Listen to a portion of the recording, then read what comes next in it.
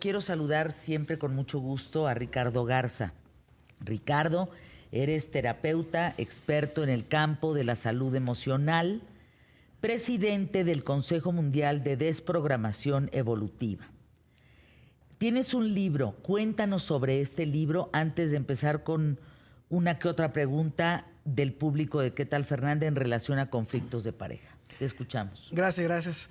Pues bien, el libro se llama Redefiniendo el Inconsciente. Ando encantado porque... ¿Redefiniendo? Redefiniendo el Inconsciente. Estoy feliz porque ayer estuvimos ya en el top 10, en el número 8 de los más vendidos de Amazon, en el número 5 de los más buscados de la editorial Urano.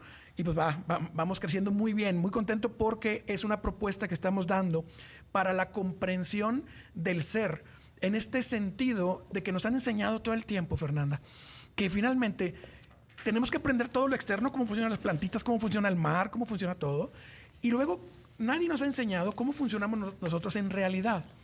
Y esta parte, que es sumamente importante, en donde nosotros tenemos que estar bien conscientes de cómo es que funciona mi propia vida y cómo impacta nuestra vida en las decisiones que van a tener a futuro nuestros hijos. Esto es increíble y toda la ciencia que está ahorita alrededor es maravilloso poder comprender y unir todos los puntos, que eso es lo que finalmente logra el proceso creativo, que es ver todos los puntos, unirlos y llegar a una nueva definición. Y lo que hacemos aquí es proponer una nueva forma de ver el inconsciente, que no está tan relacionada a algo etéreo, sino ya más pegado a lo físico.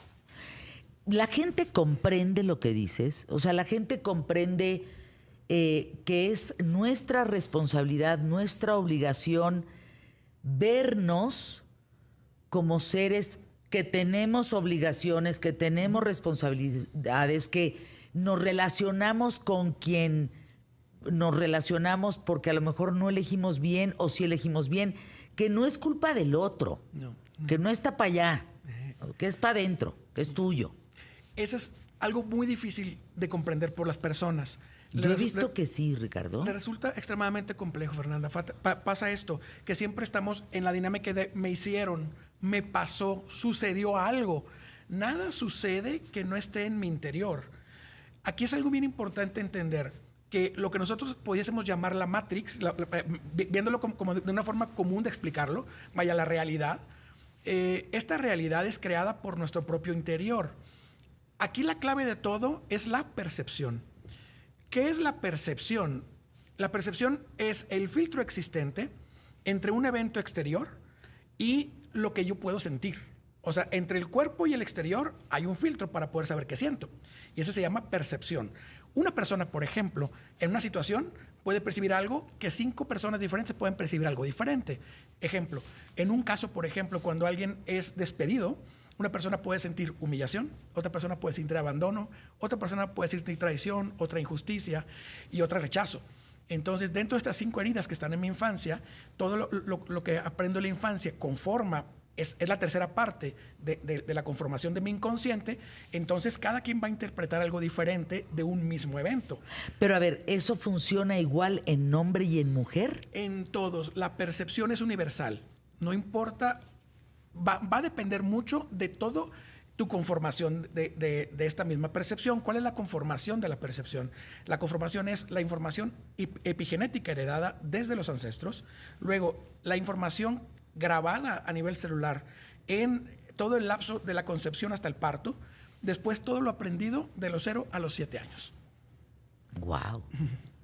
¿Y no hay reversa en eso, Ricardo? Totalmente sí, eso es lo que... Bueno, porque si no, digo, destinados al fracaso, ¿no? Destinados a como nos tocó hasta los 7, pues imagínate. Justo ahí es donde me encanta, con muchísimo amor lo hacemos, poder compartir esta información, porque las personas pueden cambiar su vida por completo cambiando la percepción. ¿Tú ayudas en eso? Sí, esa es mi función. Sí, yo me dedico a dar acompañamiento a las personas a que logren cambiar toda esa esencia que ya tienen marcada, que son cosas que no podemos evitar. Inclusive si se echan un clavado a su propia vida, se van a dar cuenta, por ejemplo, que tengo el mismo tipo de pareja que mi abuela, Entonces no hay mucha opción para dónde hacerme. Y que siempre me toca el mismo tipo de pareja, ya sea hombre o mujer.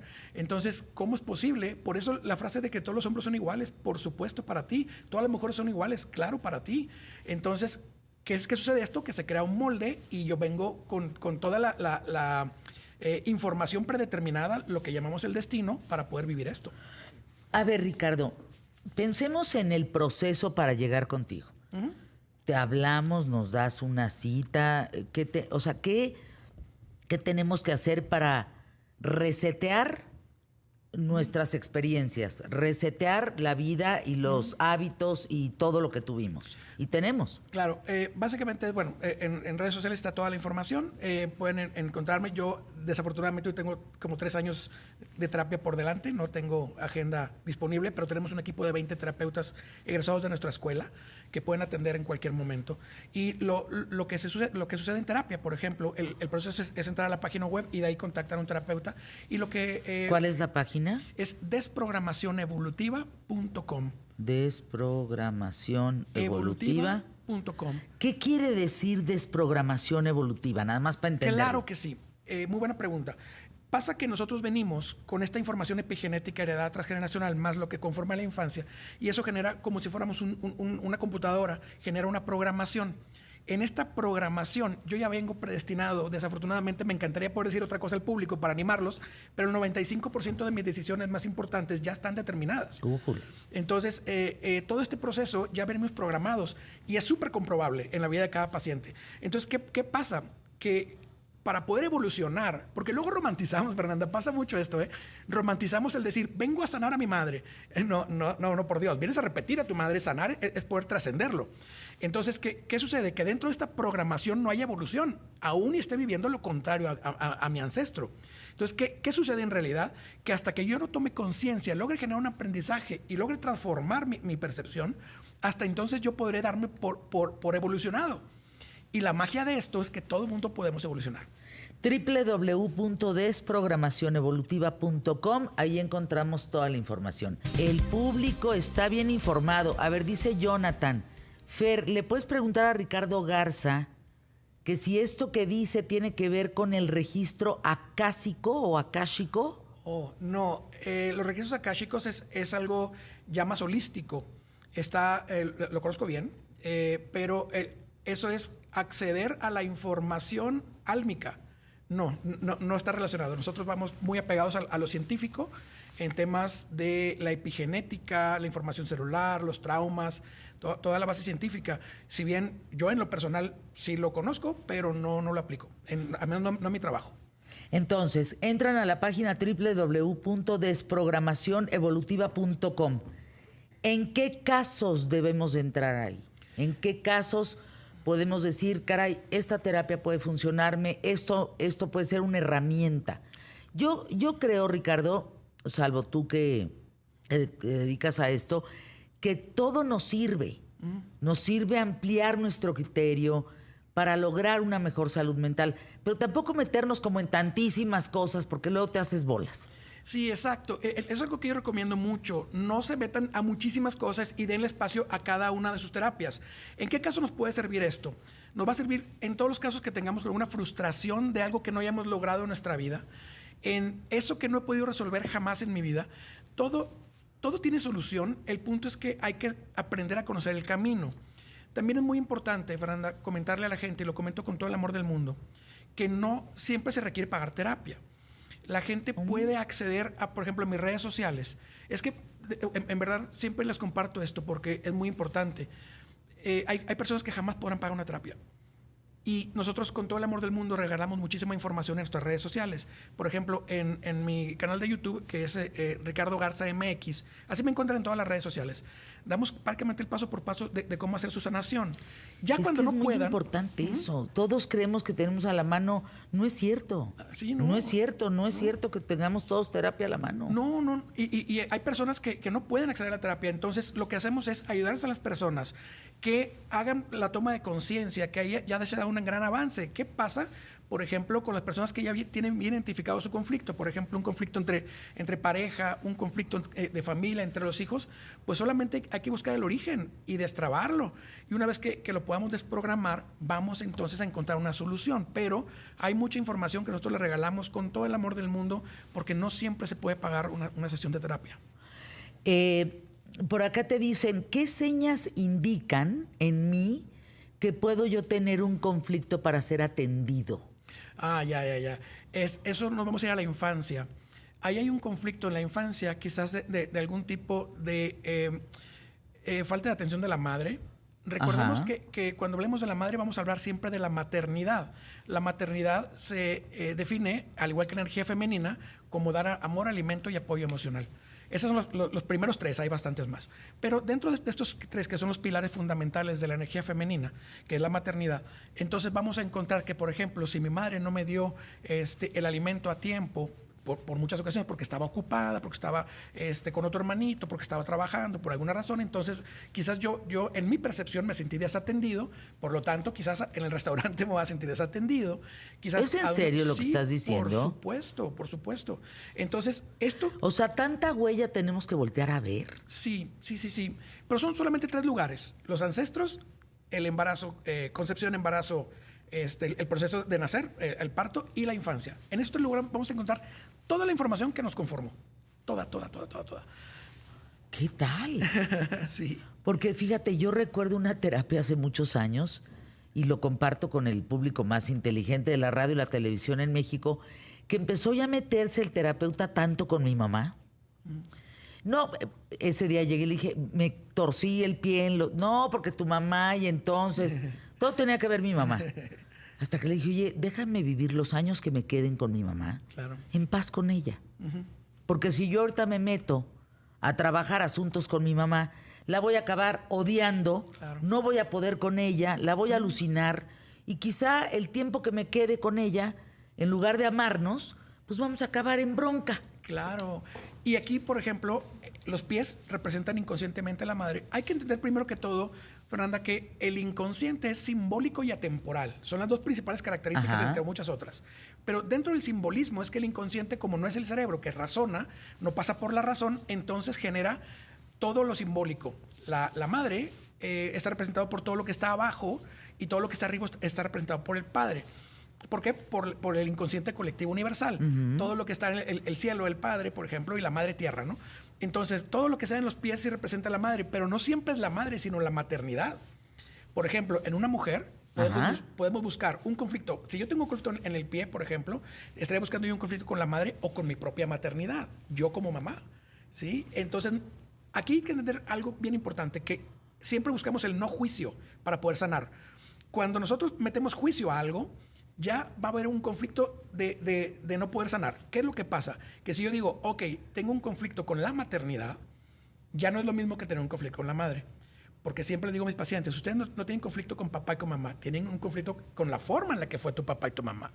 Entonces, salvando eso, ya vamos encontrando quizás muchas respuestas. Y el tobillo, concretamente, para el simbolismo inconsciente, va a ser el rumbo de la vida. Si yo no tengo claro mi rumbo, pues quizás tenga un conflicto en el tobillo. Te preguntan de Querétaro, ¿cómo manejar la crítica negativa en una discusión? La crítica negativa viene también de la infancia y es una herida de humillación dentro de las 5 heridas del alma, de aquel libro maravilloso de las 5 heridas de la infancia. La herida de humillación se marca entre los 4 y 6 años y es haber sido expuesto de manera social ante los demás. Se te ve muy mal esa ropa, ese peinado se te ve horrible. Estoy en mi etapa vulnerable de la infancia, que es donde se graba todo por vulnerabilidad. Y aquí es donde se marca una de las heridas. Todos tenemos las 5 heridas. El problema es en qué grado las tenemos. Entonces la herida de humillación va a generar la crítica y va a generar el bullying. El bullying es ocasionado por una herida de humillación en la infancia. Híjole, yo he visto otras cosas. Por ejemplo, hay personas que dicen, no le muevas al pasado.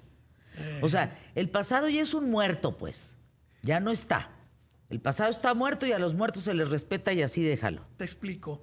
En la parte del inconsciente, de lo que ponemos en el libro es la característica del inconsciente que decía hace ratito. Simbólico y atemporal. ¿Qué es atemporal? que el inconsciente no tiene la linealidad del tiempo, es decir, pasado, presente, futuro, que es el tiempo lineal. El inconsciente es redondo, es circular. Nosotros le llamamos poliédrico, que es poliédrico como si hubiera muchas ventanas, ¿no? ¿Qué pasa? Que como el inconsciente no tiene tiempo, lo que pasó en mi infancia me sigue pasando al día de hoy. Porque, por ejemplo, ¿cómo es posible que yo tenga una herida de humillación a los 4 años, a los 5 años, y a los 40 siga teniendo el mismo conflicto? Si yo tuve una herida de abandono con mi madre a los 3 años, por ejemplo, entonces, ¿qué pasa a mis 50 años que me sigo sintiendo abandonado todos los días? ¿Por qué pasa esto? ¿Por qué el inconsciente lo consideramos atemporal? Porque el inconsciente, siempre que tiene un conflicto que resolver, ¿qué es un conflicto para el inconsciente? Una emoción no resuelta que fue dolorosa. ¿Cuál es la primera herramienta del inconsciente? La repetición. La herramienta es la repetición. Que a ti te siga pasando la misma historia, lo mismo. Sí, abandono. El tiempo. ¿Y sabes qué es lo más increíble y demostrable? Que es la matemática precisa. Si haz de cuentas, si parece un número manejable, ¿no? A los 5 años sufrí herida de abandono, entonces a los 10, a los 15, a los 20, me va a volver a pasar exactamente lo mismo.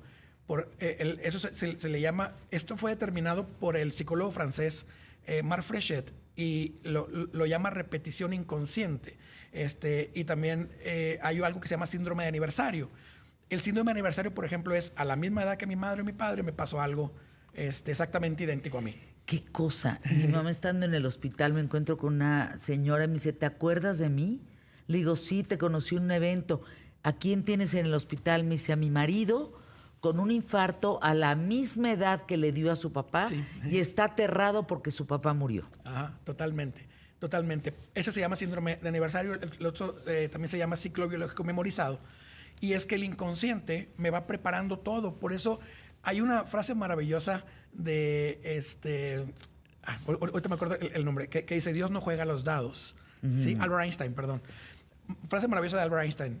Dios no juega a los dados. Es decir, todo está calculado y matemáticamente marcado en nuestra vida. Y en cada paciente que hacemos la regresión en el ciclo biológico, no son regresiones de otro sentido, sino en la matemática de la vida de cada persona vamos a encontrar precisiones impresionantes. Por ejemplo, en mi caso particular, Fernanda, yo les puedo compartir a tu público, por ejemplo, que mi papá tuvo 4 hijos y yo 2. Mi primer hijo lo tuve a la misma edad, con los mismos meses de edad que mi papá tuvo a su primer hijo. Y yo, a ser el cuarto, el más chico, y mi segundo hijo, el más chico, y hasta ahí me quedé, yo tuve a mi último hijo a la misma edad, con los mismos meses que mi padre me tuvo a mí, que era el cuarto hijo. ¿Qué tal? Habría que echar un ojo a nuestra vida, sí, a ver cómo estamos en ese sentido. Exacto, y todo es comprobable. Llegamos al punto de decir, no lo puedo creer.